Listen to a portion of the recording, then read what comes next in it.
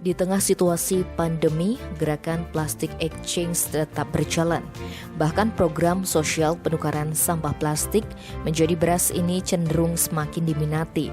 Koordinator Plastik Exchange, Ketut Suardite alias Ketut Landak yang ditemui dalam kegiatan penukaran sampah plastik di Balai Banjar Banda Desa Sabe Kecamatan Belah Batu Gianyar, Minggu 29 Agustus mengatakan pihaknya sangat bersyukur karena di masa pandemi kegiatan bisa tetap berjalan.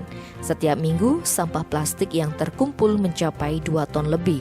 Pihaknya terus melakukan komunikasi dengan pihak donatur agar kegiatan tetap berjalan. Ia menyebutkan dalam setiap kegiatan, jenis plastik yang paling banyak dibawa oleh masyarakat adalah kantong plastik sekali pakai, disusul botol plastik bekas minuman, botol kaca, dan barang elektronik yang sudah tidak terpakai. Selanjutnya, kata dia, sampah plastik tersebut dikirim ke pengepul dan hasilnya dikembalikan sebagai beras untuk kegiatan selanjutnya. Selain membantu masyarakat, kegiatan ini juga bertujuan untuk mengedukasi masyarakat.